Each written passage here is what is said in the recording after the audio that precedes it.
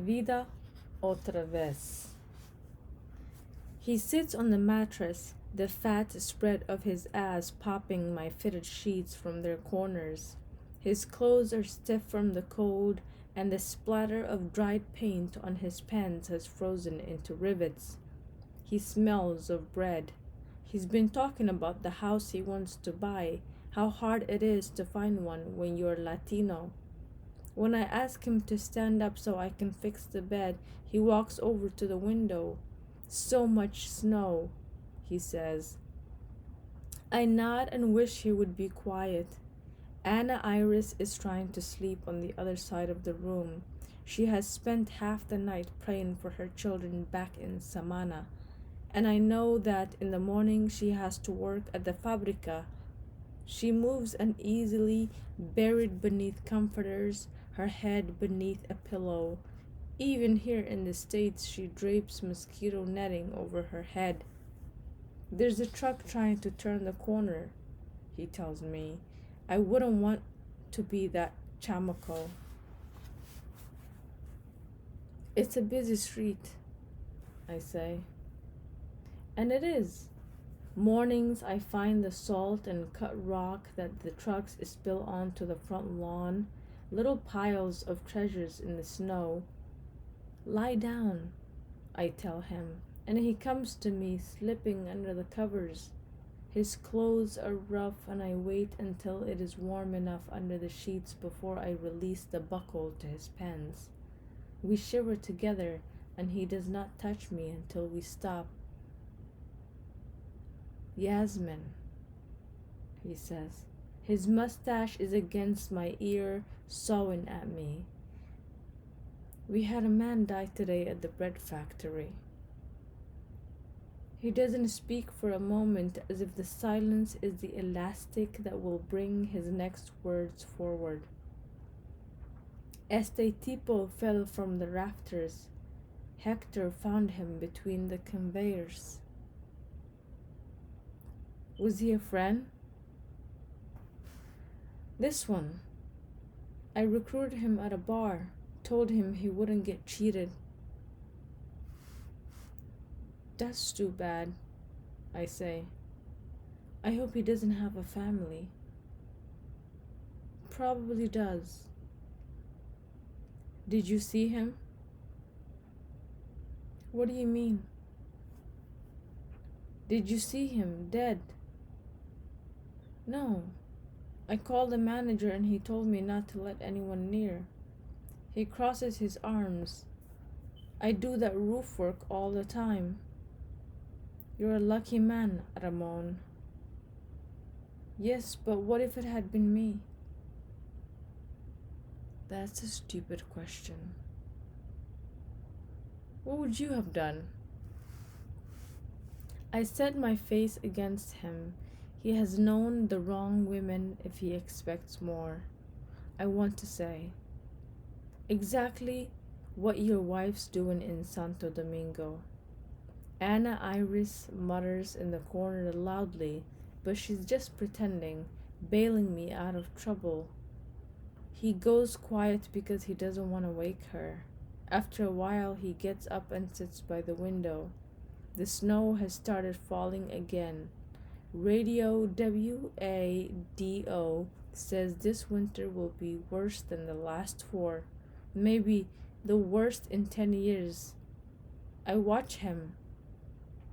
He's smoking, his fingers tracing the thin bones around his eyes, the slack of skin around his mouth. I wonder who he's thinking about. His wife, Virta, or maybe his child. He has a house in Vieja Juana. I've seen the photos Virta sent. She looks thin and sad, the dead son at her side. He keeps the pictures in a jar under his bed, very tightly sealed. We fall asleep without kissing. Later I wake up, and so does he. I ask him if he's going back to his place, and he says no. The next time I wake up, he doesn't. In the cold and darkness of this room, he could almost be anybody. I lift his meaty hand. It is heavy and has flour under each nail. Sometimes at night I kiss his knuckles, crinkled as prunes. His hands have tasted of crackers and bread the whole 3 years we've been together.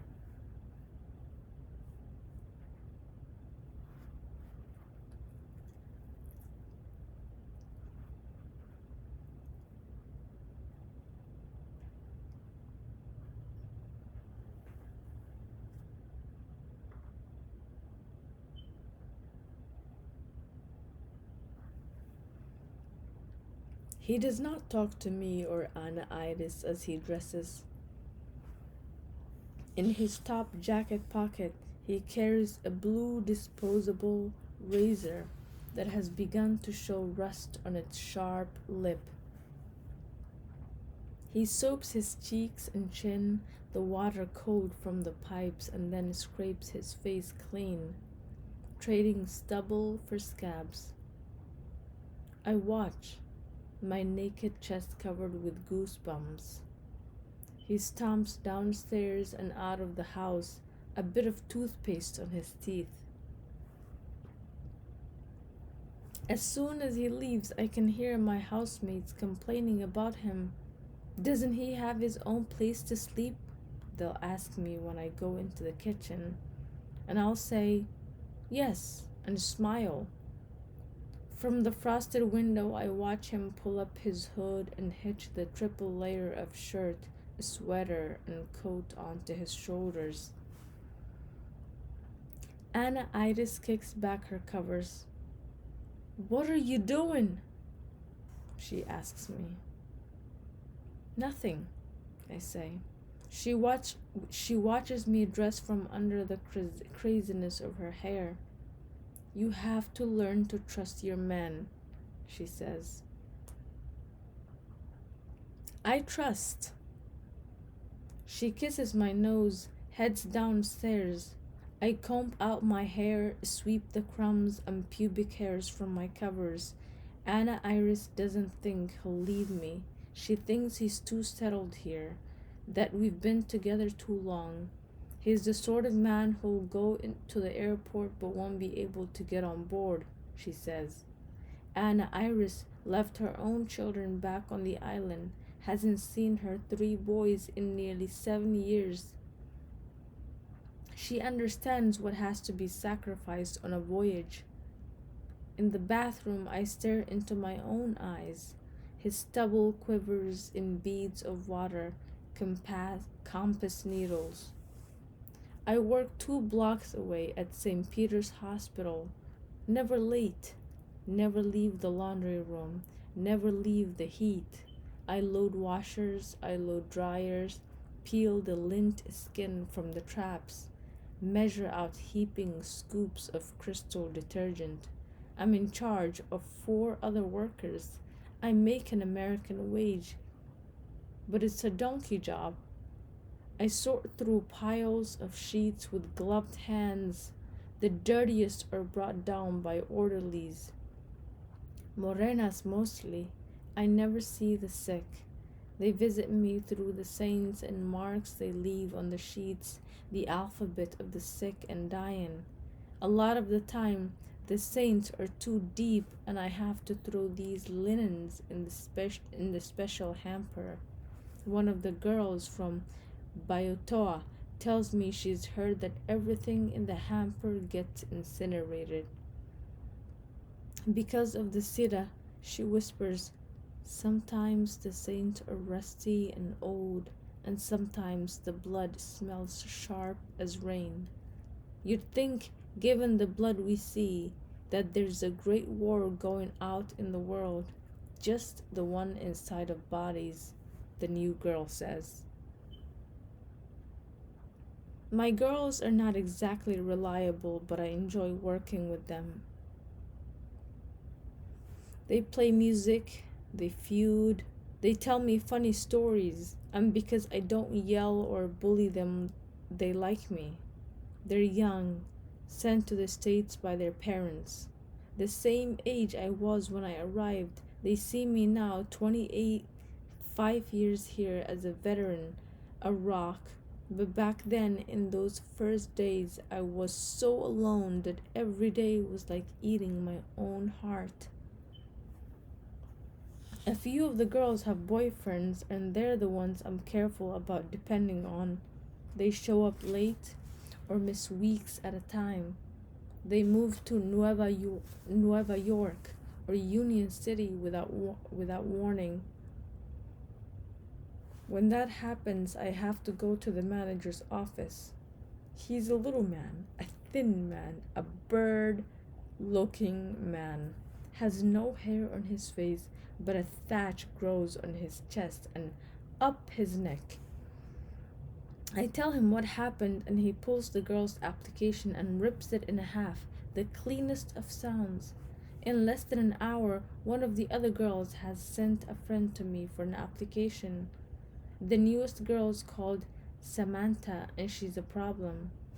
She's dark and heavy browned and has a mouth like unswept glass. When you least expect it, she cuts you. Walked onto the job off after one of the other girls ran off to Delaware. She's been in the States only 6 weeks and can't believe the cold. Twice she stepped over the detergent barrels, and she has a bad habit of working without gloves and then rubbing her eyes. She tells me that she's been sick, that she's had to move twice, that her housemates have stolen her money. She has this scared, haunted look of the unlucky. Work is work, I tell her, but I loan her enough for her lunches, let her do personal laundry in our machines. I expect her to thank me, but instead she says that I talk like a man. Does it get any better? I hear her ask the others. Just worse, they say. Wait for the freezing rain. She looks over at me, half smiling, uncertain. She's 15, maybe, and too thin to have mothered a child, but she's already shown me the pictures of her fat boy, Manolo. She's waiting for me to answer me in a particular because I'm the veterana. But I turn to the next load. I've tried to explain her to the trick of working hard, but she doesn't seem to care. She cracks her gum and smiles at me like I'm 70. I unfold the next sheet, and like a flower, the blood stains there, no bigger than my hand. Hamper, I say, and Samantha throws it open. I ball the sheet up and toss. It slaps right in, the loose ends dragged in by the center.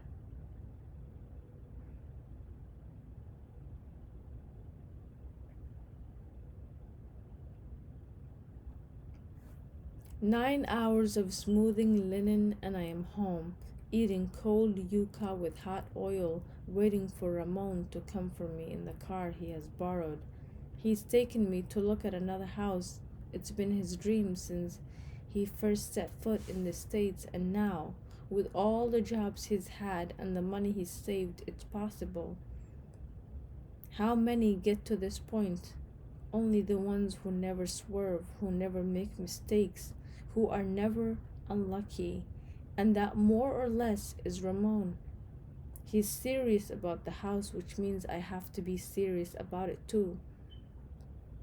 Each week we go out into the world and look.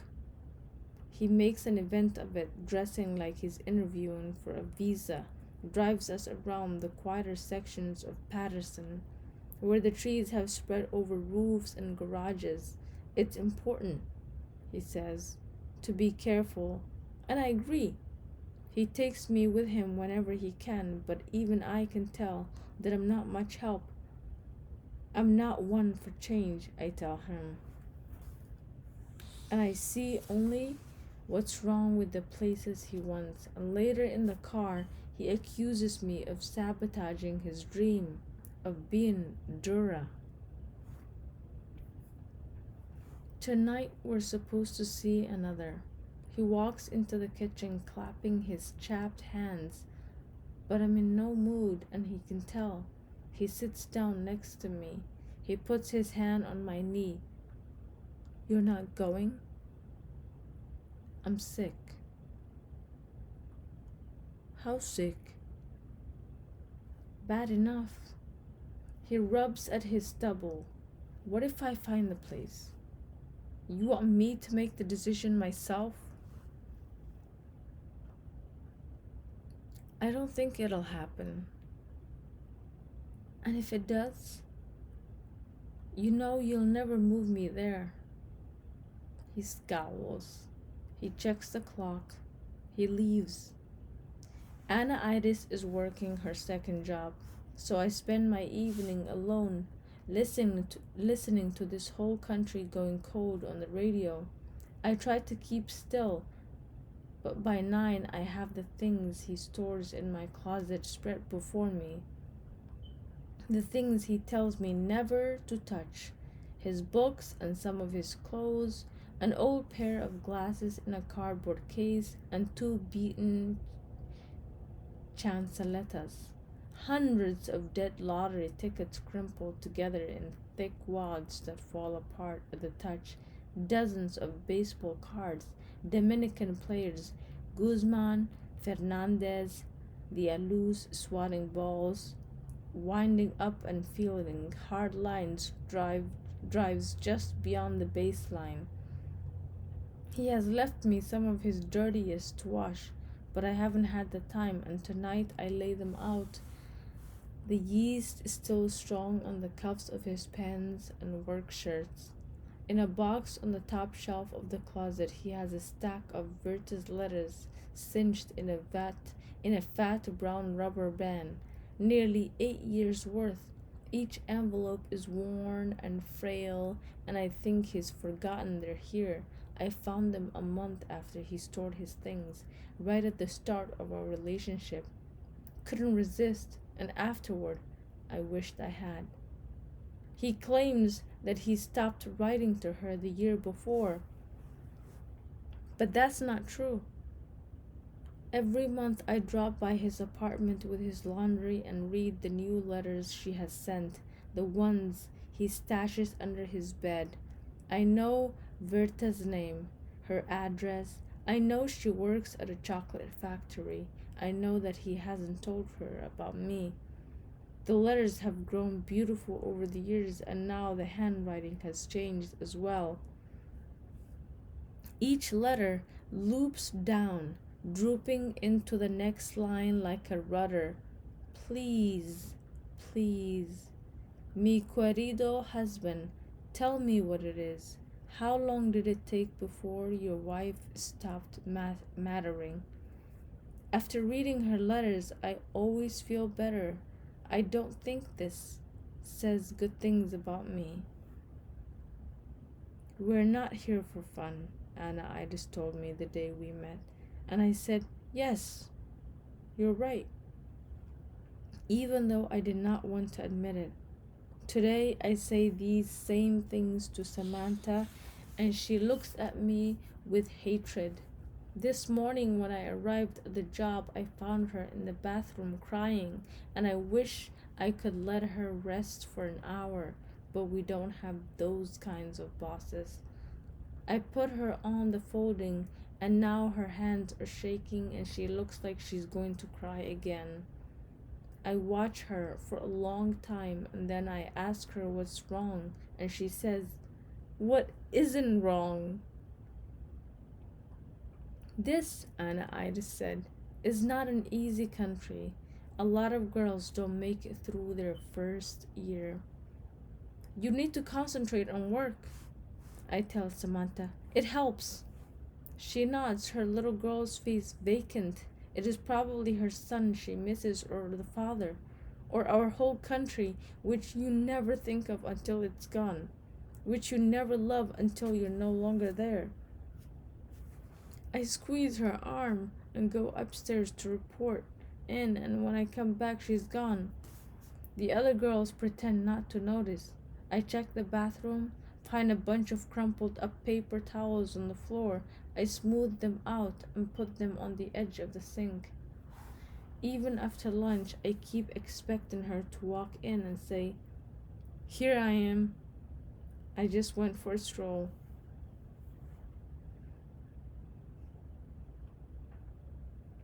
The truth is, I am lucky to have a friend like Anna Iris. She's like my sister. Most of the people I know in the States have no friends here. They're crowded together in apartments. They're cold. They're lonely. They're worn. I've seen the lines at the phone places, the men who sell stolen card numbers, the cuarto they carry in their pockets. When I first reached the States, I was like that, alone, living over a bar with 9 other women. At night, no one could go to bed because of the screams and the exploding bottles from downstairs. Most of my housemates were fighting with each other over who owed who what or who had stolen money. When I when I myself I had extra when I myself had extra, I went to the phones and called my mother, just so I could hear the voices of the people in my barrio as they passed the phone from hand to hand. Like I was good luck. I was working for Ramon at the time. We weren't going out yet. That wouldn't happen for another 2 years. He had a housekeeping guiso, then mostly in Piscataway. The day we met, he looked at me critically. "Which pueblo are you from?" "Moca." "Mata dictador," he said, and then a little while later he asked me which team I supported. "Aguilas," I told him, not really caring. "Lisi," he boomed, "the only real team on the island." That was the same voice he used to tell me to swab toilet or scrub an oven. I didn't like him then. He was too arrogant and too loud, and I took to humming when I heard him discussing fees with the owners of the houses. But at least he didn't try to rape me. He didn't try to rape you like many of the other bosses. At least there was that. He kept his eyes and his hands mostly to himself. He had other plans, important plans, he told us, and just watching him, you could believe it. My first months were house cleaning and listening to Ramon argue. My first months were taking long walks through the city and waiting for Sunday to call my mother. During the day, I stood in front of the mirrors in those great houses and told myself that I'd done well, and afterward, I would come home and fold up in front of the small television. We crowded around, and I believed this was enough. I met Anna Iris after Ramon's business failed. Not enough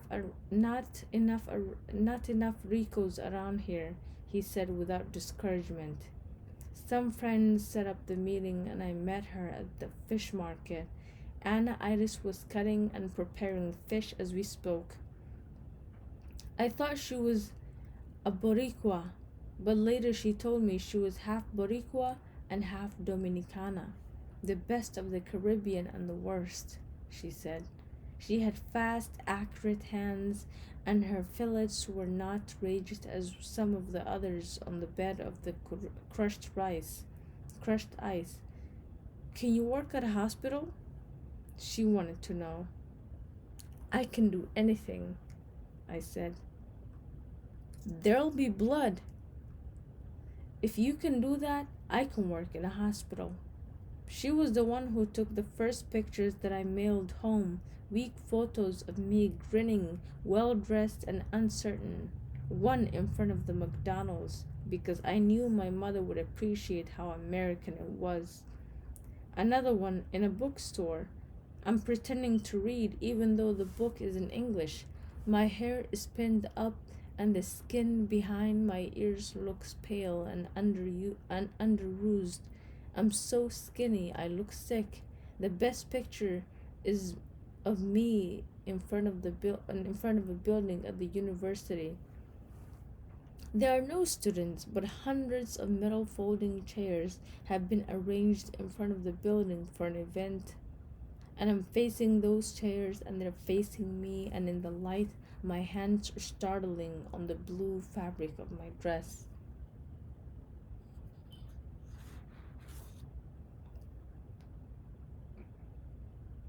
3 nights a week we look at houses. The houses are in terrible condition. They are homes for ghosts and for cockroaches, and for us, los Hispanos. Even so, few people will sell to us. They treat us enough in person. They treat us well enough in person, but in the end, we never hear from them. And the next time Ramon drives by, other people are living there, usually blanquitos tending the lawn that should have been ours, scaring crows out of our mulberry trees. Today, a grandfather with red tints in his gray hair tells us he likes us. He served in our country during the Guerra Civil. Nice people, he says. Beautiful people.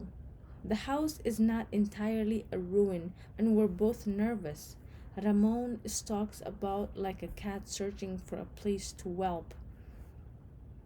He steps into closets and bangs against walls and spends close to 5 minutes running his finger around the basement's wet seams. He smells the air for a hint of mold. In the bathroom, I flush the toilet while he holds his hand under the full torrent of the water. We both search the kitchen.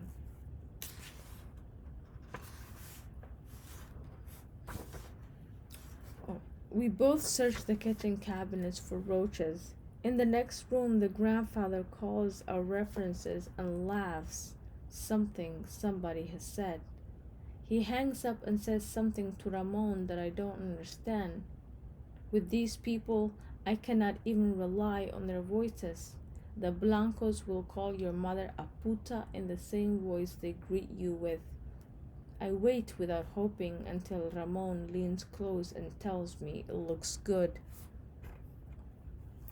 That's wonderful, I say. Still sure Ramon will change his mind. He trusts very little. Out in the car he starts in, certain the old man is trying to trick him. Why? Did you see anything wrong? They make it look good. That's part of the trick. You watch. In 2 weeks the roof will start falling in.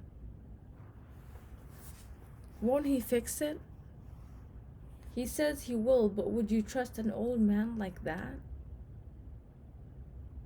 I'm surprised that Viejo can still get around. We say nothing more. He screws his head down into his shoulders and the cords in his neck pop out. I know he will yell if I talk. He stops at the house, the tires sliding on the snow. Do you work tonight? I ask. Of course I do. He settles back into the Buick, tired. The windshield is streaked and sooty, and the margins that the wipers cannot reach have a crust of dirt on them. We watch 2 kids pound a third with snowballs, and I feel Ramon sadden.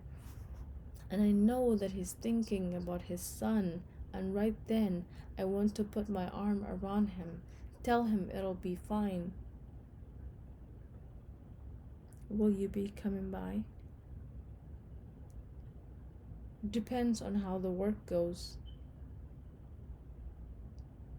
Okay, I say. My housemates trade phony smiles over the greasy tablecloth when I tell them about the house. Sounds like you're going to be bien cómoda, Marisol says.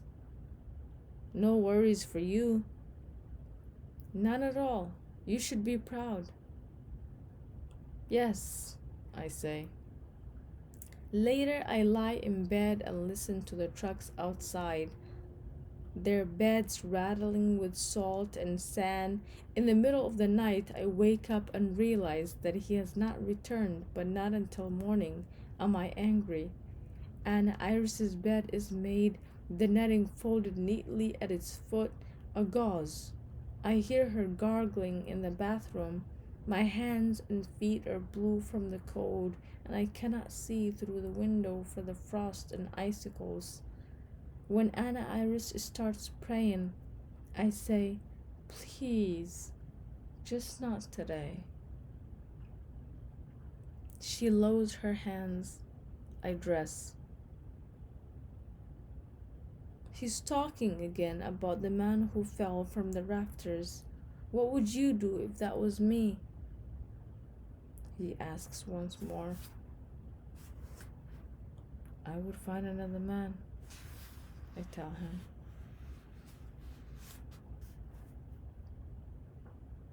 He smiles. Would you? Where would you find one? You have friends, don't you? What man would touch a dead man's novia? I don't know, I said. I wouldn't have to tell anyone. I could find a man the way I found you.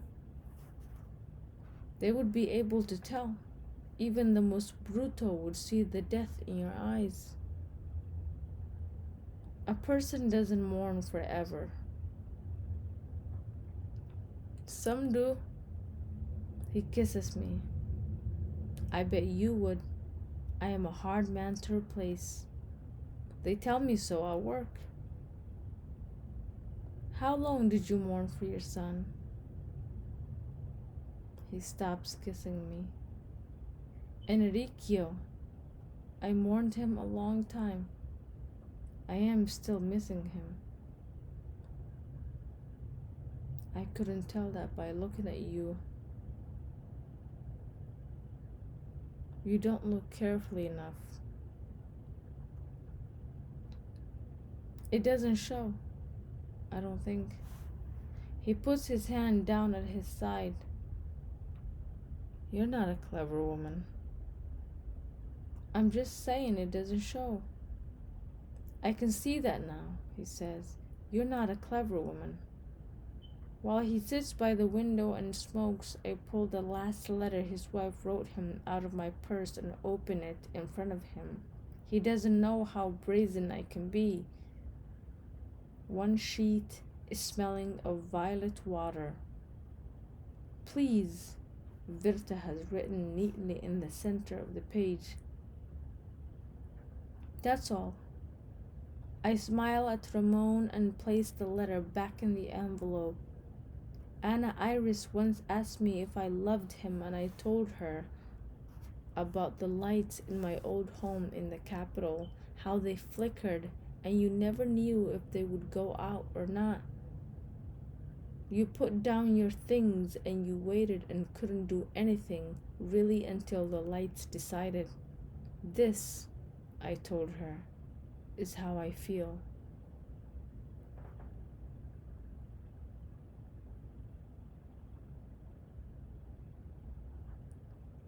Here is what the wife looks like. She is small with enormous hips and has the grave seriousness of a woman who will be called Donia before she's 40. I suspect if we're in the same life, we would not be friends. I hold up the blue hospital sheets in front of me and close my eyes, but the bloodstains float in the darkness in front of me. Can we save this one with bleach? Samantha asks. She is back, but I don't know for how much longer. I don't know why I don't fire her. Maybe because I want to give her a chance. Maybe because I want to see if she will stay or if she will go. What will this tell me? Very little, I suspect. In the bag in my feet I have his clothes, and I wash them all together with the hospital things. For a day he will smell of my job, but I know that bread is stronger than blood. I have not stopped watching for signs that he misses her. You must not think on these things, Anna Iris tells me. Keep them out of your mind. You do not want to go crazy from them. This is how Anna Iris survives here. how she keeps from losing her mind over her children, how in part we all survive here.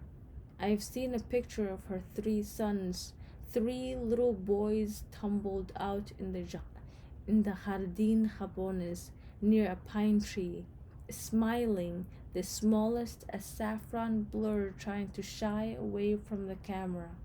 I listened to her advice, and on my way to and from work, I concentrate on the other sleepwalkers around me, the men who sweep the streets and those who stand around in the backs of restaurants with uncut hair, smoking cigarettes, the people in suits who stumble from the trains. A good many will stop at a lover's, and that is all they will think about while they're eating their cold meals at home, while they're in bed with their spouses.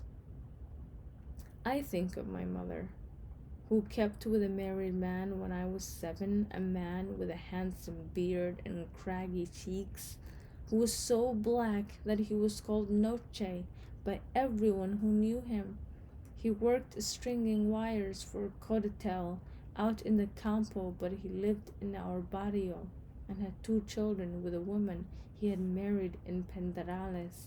His wife was very pretty, and when I think of Ramon's wife, I see her in heels, flashing yards of brown leg, a woman warmer than the air around her, una jeva buena. I do not imagine Ramon's wife as uneducated. She watches the telenovelas simply to pass the time. In her letters, she mentions a child she tends, who she loves almost as much as she loved her own. In the beginning, when Ramon had not been gone long, she believed they could have had another son, one like this Victor, her amorcito. He plays baseball like you, Virta wrote. She never mentions Enriqueo.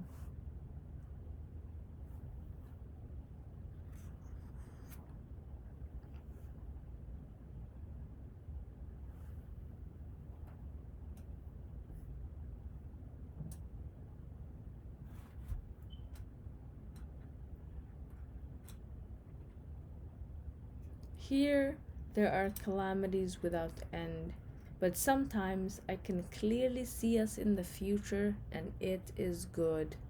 We will live in this house. I will cook for him when he leaves food out on the counter. I will call him Zangano. I can see myself watching him shave every morning, and at other times I see us in that house and see how one bright day, or a day like this, so cold your mind shifts every time the wind does, he will wake up and decide it's all wrong. He will wash his face and then turn to me. I'm sorry, he'll say. I have to leave now. Samantha comes in sick with the flu. I feel like I'm dying, she says. She drags herself from task to task. She leans against the wall to rest. She doesn't eat anything, and the day after I have it, too, I pass it to Ramon. He calls me a fool for doing so. You think I can take a day off from work? He demands. I say nothing. It will only irritate him. He never stays angry for long. He has too many other things on his mind. On Friday, he comes by to update me on the house.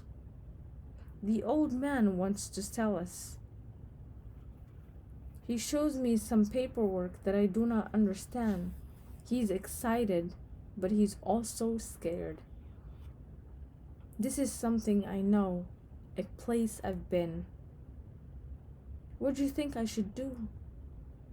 His eyes are not watching me, they're looking out the window.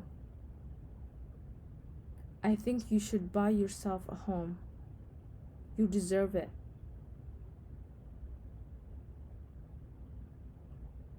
He nods. I need to break him down on the price though. He takes out his cigarettes. Do you know do you know how long I've waited for this? To own a house in this country is to begin to live. I tried to bring up Virta, but he kills it, like always. I already told you it's over, he snaps. What else do you want? A maldito corpse? You women never know how to leave things alone. You never know how to let go. That night, Anna, Iris, and I go to a movie. We cannot understand the English, but we both like the new theater's clean rugs. Blue and pink neon stripes zag across the walls like lightning. We buy a popcorn to share and smuggle in cans of tamarind juice from the bodega. The people around us talk. We talk as well. You're lucky to be getting out, she says. Those cueros are going to drive me crazy. It's a little early for this, but I say, I'm gonna miss you. And she laughs. You're on your way to another life. You won't have time to miss me. Yes, I will. I'll probably be over to visit you every day. You won't have the time. I will if I make time. Are you trying to get rid of me? Of course not, Yasmin. Don't be stupid. It won't be for a while anyway. I remember what Ramon had said over and over again. Anything can happen. We sit quietly for the rest of the movie. I have not asked her what she thinks of my move, and she has not offered her opinion. We respect each other's silence about certain things. The way I never ask if she intends to send for her children someday. I cannot tell what she will do. She has had men, and they too have slept in our room, but she never kept any for long. We walk back from the theater close together, careful of the shiny ice that scars the snow. The neighborhood is not safe. Boys who know only enough Spanish to curse stand together at the street corners and scowl. They cross into traffic without looking, and when we pass them, a fat one says, I eat pussy better than anybody in the world. Cochino, Anna Iris hisses, putting her hand on me. We pass the old apartment where I used to live, the one over the bar. I stare up at it, trying to remember which window I used to stare out of. Come on, Anna Iris says. It's freezing.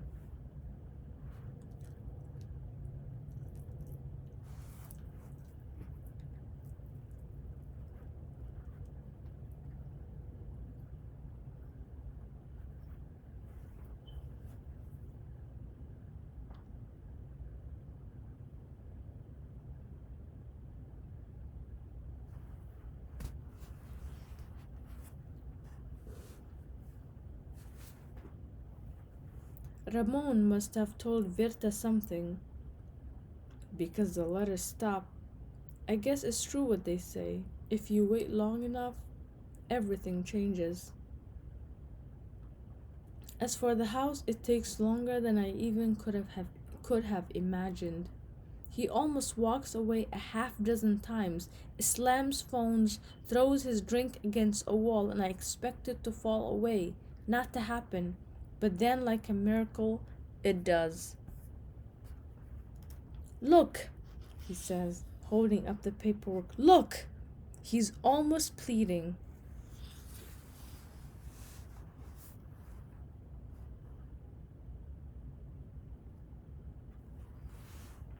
I'm truly happy for him. You did it, mi amor. We did it, he says quietly. Now we can begin. Then he puts his head down on the table and cries. In December, we move into the house. It's a half ruin and only 2 rooms are habitable. It resembles the first place I lived when I arrived in this country. We don't have heat for the entire winter, and for a month we have to bathe from a bucket. Casa de Campo. I call the place in jest, but he doesn't take kindly to any criticism of his Nino. Not everyone can own a home, he reminds me. I saved 8 years for this. He works on the house ceaselessly, raiding the abandoned properties on the block for materials. Every floorboard he reclaims, he boasts, is money saved. Despite all the trees, the neighborhood is not easy, and we have to make sure to keep everything locked all the time. For a few weeks, people knock on the door asking if the house is still for sale. Some of them are couples as hopeful as we must have looked. Ramon slams the door on them as if afraid that they might haul him back to where they are. But when it's me, I let them down softly. It's not, I say. Good luck with your search. This is what I know. People's hopes go on forever. The hospital begins to build another wing, 3 days after the cranes surround our building as if in a prayer. Samantha pulls me aside. Winter has dried her out, left her with reptile hands and lips so chapped they look like they might, at any moment, split. I need a loan, she whispers. My mother's sick. It is always the mother. I turn to go.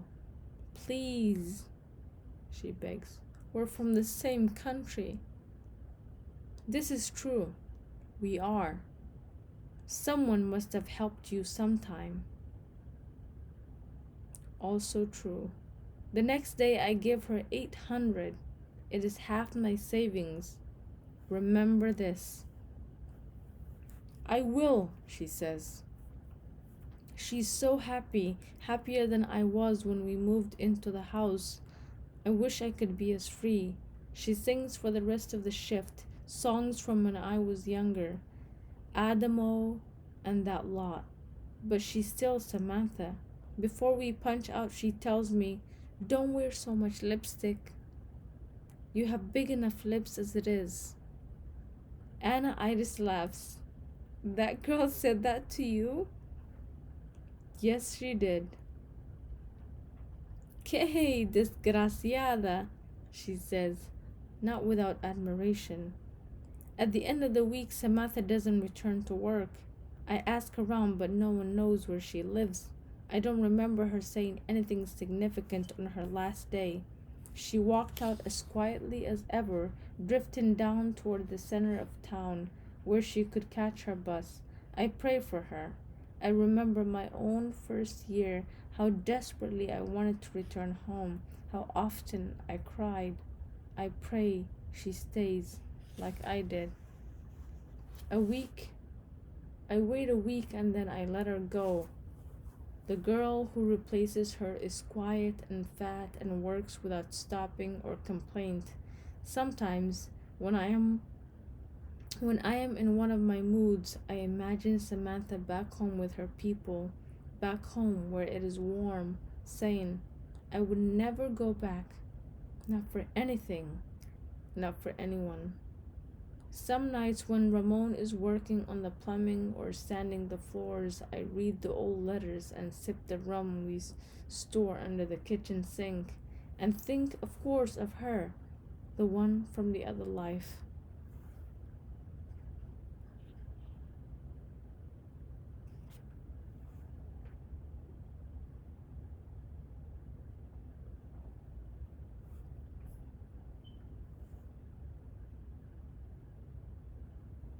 I am pregnant when the next letter finally arrives. Sent from Ramon's old place to our new home, I pull it from the stack of mail and stare at it. My heart is beating like it's lonely, like there's nothing else inside of me. I want to open it, but I call Anna Iris instead. We haven't spoken in a long time. I stare out at the bird-filled hedges while the phone rings. I want to go for a walk, I tell her. The buds are breaking through the tips of the branches. When I step into the old place, she kisses me and sits me down at the kitchen table. Only two of the housemates I know. The rest have moved on or gone home. There are new girls from the island. They shuffle in and out, barely look at me, exhausted by the promises they've made. I want to advise them. No promises can survive that sea. I am showing, and Anna Iris is thin and worn. Her hair has not been cut in months. The split ends rise out of her thick strands like a second head of hair. She can still smile, though, so brightly it is a wonder that she doesn't set something alight. A woman is singing a bachata somewhere upstairs, and her voice in the air reminds me of the size of this house, how high the ceilings are. Here, Anna Iris says, handing me a scarf, "Let's go for a walk." I hold the letter in my hands. The day is the color of pigeons. Our feet crush the bits of snow that lie scattered here and there, crusted over with gravel and dust. We wait for the mash of cars to slow at the light, and then we scuttle into the park. Our first months, Ramon and I were in this park daily, just to wind down after work, he said. But I painted my fingernails red every time. I remember the day before we first made love, how I already knew it would happen. He had only just told me about his wife and about his son. I was mulling over the information, saying nothing, letting my feet guide us. We met a group of boys playing baseball, and he bullied the bat from them, cut at the air with it, sent the boys out deep. I thought he would embarrass himself, so I stood back, ready to pat his arm when he fell or when the ball dropped at his feet. But he connected with a sharp crack of aluminum bat and sent the ball out beyond the children with an easy motion of his upper body. The children threw their hands up and yelled, and he smiled at me over their heads. We walk the length of the park without talking, and then we head back across the highway toward downtown. "She's writing again," I say, but Anna Iris interrupts me. "I've been calling my children," she says. She points out at the man across from the courthouse who sells her stolen calling cards. "They've gotten so much older," she tells me, "that it's hard for me to recognize their voices. We have to sit down after a while so that I can hold her hand and she can cry. I should say something, but I don't know where a person can start. She will bring them or she will go. That much has changed. It gets cold." We go home. We embrace at the door for what feels like an hour. That night I give Ramon the letter and I try to smile while he reads it.